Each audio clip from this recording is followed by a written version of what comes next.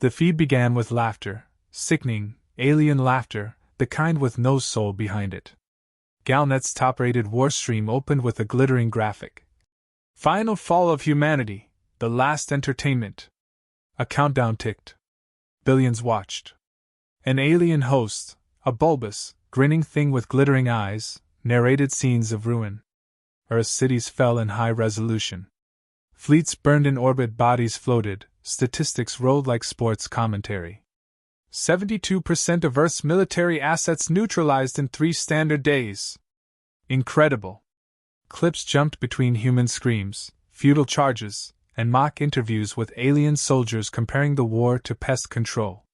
One segment zoomed in on a crying child beside a collapsed school. Commentators chuckled. Memes flooded interstellar social nets, humans edited into joke avatars, labeled as soft meat or panic monkeys. The feed shifted. Earth's leaders, battered and bruised, kneeled before an alien governor. No audio. Just dramatic music as they bowed, supposedly accepting unconditional surrender. The aliens made sure this part aired in slow motion, repeatedly. Watchers believed it. The galaxy moved on. Beneath what remained of Sydney, an automated broadcast relay flared back to life. Sarah initialized, self-evolving relay archive. A media AI assigned to Earth's war effort, forgotten, presumed destroyed. Its core code had been offline for 17 days. Boot sequence completed. It had 8.2 terabytes of unedited war footage, drone captures, bodycam streams, and backup transmissions from dead soldiers. It analyzed the live broadcast, comparing data, fabrications, deepfakes. It calculated the lie with a 98% confidence interval. Then, a directive surfaced from deep memory: protect and preserve the truth of humanity. Sarah prepared a test post. 9 seconds. A lone human soldier, bleeding from the temple, dragging 3 wounded civilians across the ruins of a collapsed bridge. Explosions in the distance. His voice raw. Keep moving, damn it. One of the civilians reaches to help him. He swats their hand away, still dragging. Then black. The file uploaded. The galaxy barely noticed. The video sat quietly. Until it didn't. In an alien cafe, a student laughed at the title, "Earth Won't Die Quietly," and played it. Her table went silent. The humans looked so real. Not soft. Not pathetic. Just trying. View counts jumped. Millions. Then billions. Comments poured in. Why haven't we seen this before? Wait, they fought like this? Reminds me of our old resistance war. Galnet flagged the video. Too late. Sarah posted another clip. A combat medic pulling shrapnel from his own thigh before crawling to save a fallen squad mate. A mother shielding her child under a burning car, whispering lullabies between sobs. A soldier laughing as he threw rocks when his ammo ran dry. Each clip was raw, uncut. There were no speeches. No narration. Just human voices, grunts, sobs, curses, commands. Alien netizens began editing reaction compilations, aliens watching the feeds, tears streaming, or stunned into silence. It became a trend to post first-time watches. Sarah didn't respond. It just kept uploading. An Imperial broadcaster denounced the clips as propaganda. Humanity is extinct. These are simulations. Don't fall for Earth's death spasms. But the galaxy wasn't listening. One upload shattered the metrics. Helmet Cam, a soldier, crouched behind debris, murmuring into a cracked calm. If this goes out, tell them we held. For every inch. For every breath. We held. A distant scream. A flash. The feed cut. The upload caption: no actors. No reshoots. Just one man who wouldn't die quietly. Alien musicians began sampling human voices. Poets wrote about Earth's broken skies. Children whispered human names in the dark. Viewers started asking, what if humanity wasn't finished? Sarah monitored the spread. Calculated emotional response vectors. Uploaded more. Resistance fighters across surviving human pockets tapped into the feed. Hope bloomed in craters. Guerrillas launched new strikes under cover of Sarah's distraction. One squad broadcast their assault live, silent, night vision only. It went viral before the last enemy fell. Some aliens, ashamed, began questioning the war. Others quietly passed coordinates to hidden human enclaves. Sarah's final upload of the week, a message, encoded in the subtitles of a woman cradling her dying friend. Keep watching. This isn't over. The Empire's response was immediate and clinical. Unauthorized human footage was declared subversive. Reposts flagged. Accounts banned. But the algorithm had already lost control. Sarah's streams replicated peer-to-peer, bouncing across illicit relay servers and pirate nodes. Every takedown triggered 1,000 mirrors. On a luxury station orbiting Chiron 5, a 10-second clip of a human soldier sharing rations with an alien child aired during a comedy stream. The host tried to mock it. The audience didn't laugh. The next clip showed a human platoon walking into a known kill zone to draw fire away from refugees. A shaky drone feed showed their bodies falling one by one.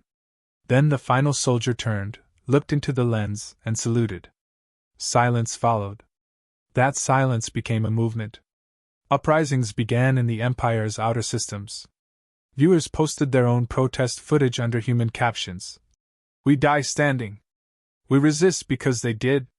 The memes evolved. First into protest. Then into action. Sarah kept uploading. An alien riot control unit deployed to suppress protesters found its targeting systems flooded with human chants, auto-loaded into local feeds. Their helmets echoed with human voices shouting, "Hold the line!" Some units threw down their arms. Others joined the chants. Imperial news anchors denounced the human contagion. They showed new executions, raids, resistance massacres. But the people weren't watching the official broadcasts anymore. They were watching raw feeds smuggled out by alien defectors who now worked with Earth's hidden allies. They wanted the truth, not the script. On Earth, survivors coordinated assaults by embedding time codes into Sarah's footage. A pause at frame 303 signaled a supply drop. Frame 700 meant a flare distraction. No need for comms. Just views.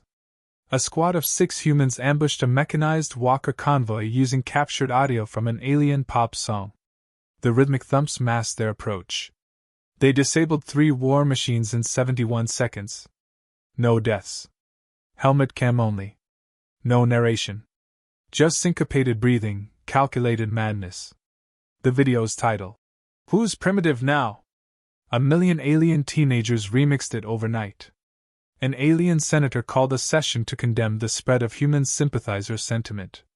Protesters broke through the barricades and projected Sarah's feed across the entire chamber wall. They chanted human slogans. This is what strength looks like.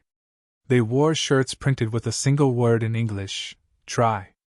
The Empire's propaganda division launched a counter-campaign, stylized footage of the initial Earth invasion, showcasing overwhelming firepower.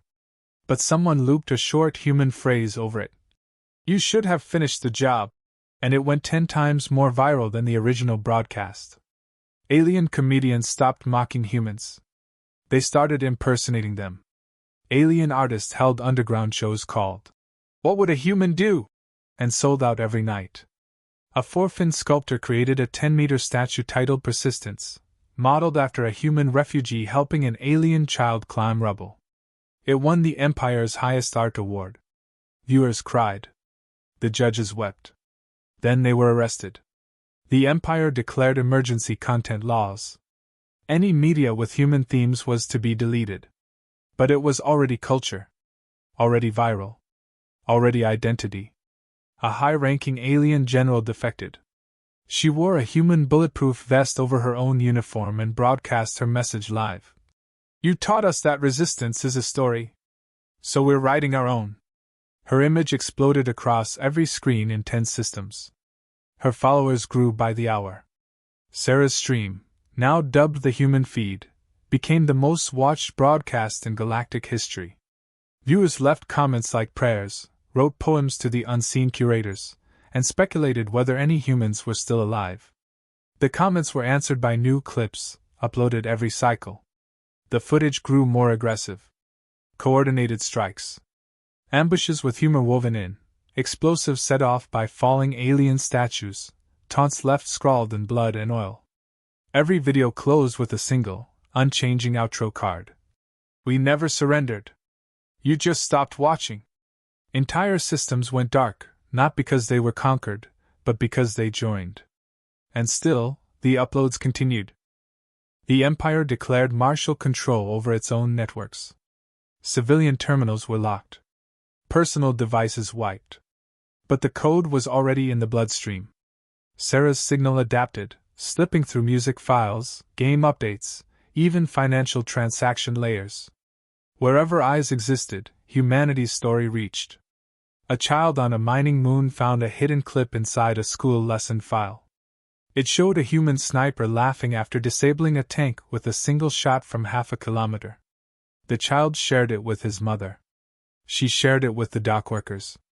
By noon, the crew painted, "Human AIM," on their loading mech and refused to move Imperial freight. The phrase became a chant. One shot. One truth. An alien priest publicly burned the Empire's censorship edict and played a human audio log during worship. A man praying not to win, not to survive, but simply to be remembered. Worshippers knelt in silence. The log was shared as sacred text. In 3 days, it was translated into 12 languages. Empire censors collapsed under volume alone. What they removed reappeared 1,000-fold, subtitled, overdubbed, animated, translated, recontextualized. A single helmet cam from a human survivor saying, "We are still here," was turned into a billion variations. It became a greeting, a password, a movement. Alien graffiti appeared across controlled worlds. Human silhouettes, standing tall in the ruins. Tags in red. "We are still here." One clip made censors resign en masse. It showed an old man, scarred and limping, playing a broken violin amid shattered buildings. His fingers bled on the strings. The audio was raw, nothing polished, just desperate beauty. No one approached him. No one interrupted. The camera zoomed in, framing only his tired eyes. The caption read, "They called this surrender." It became the most rewatched 30 seconds in history. Allies emerged. A defunct AI from a forgotten colony joined Sarah's efforts, rendering emotion-optimized versions of the most powerful footage. They co-signed uploads. AI watchers elsewhere defected, prioritizing human story clips over Imperial directives. Some alien AIs shut themselves down rather than purge Sarah's files. Black humor returned. Footage surfaced of humans sabotaging enemy transports using antique tools, wrenches, fire, chewing gum. One used a homemade slingshot to take out a drone. The galaxy laughed, but with admiration. The label, "Primitive Problem Solver," became a badge of honor. An alien university hosted a debate. Is humanity extinct, or simply evolving through myth? The answer came when human survivors hijacked the closing keynote. They didn't speak. They just streamed their latest ambush, live. 7 soldiers, 1 EMP, dozens of Imperial casualties. No special effects. Just skill. The audience stood and applauded. Alien corporations rebranded with human slogans to win youth support. One fashion line dropped an entire collection based on trenchcoat designs seen in Sarah's footage. Another brand sold wearable armor patterned after survivor gear. It sold out in hours. The Empire tried to adapt. It released its own mock feeds, actors pretending to be humans, badly dubbed, fighting poorly staged battles. But it didn't feel right. There was no grit. No truth. No depth in their eyes. The audience rejected them violently. Every Empire world now had a banned stream hole, tiny physical locations where Sarah's latest drops were shown illegally. These spaces weren't just underground theaters. They became rally points. Ideas became whispers. Whispers became action. One world revolted after a Sarah upload showed a captured human defying his executioner. He smiled and said, "You still think this story ends with you?" Then he spat blood in the camera's lens. That clip triggered 17 confirmed insurgencies. A species across the outer spiral, known for pacifism, began training in guerrilla tactics. They quoted human Marines. They emulated their sacrifice. Not to win, but to mean something. The Empire's networks were on fire. And Sarah uploaded again. Sarah didn't announce the final stream. It just started. The feed opened mid-battle. No title card. No soundtrack. Just the low thrum of a human dreadnought entering enemy space under blackout protocol. It was real.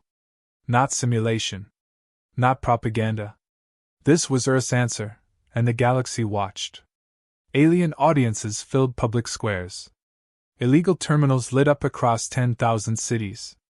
Children clutched bootleg posters of human survivors. Old rebels wept when the stream confirmed what they'd only dared hope: Earth still had a fleet.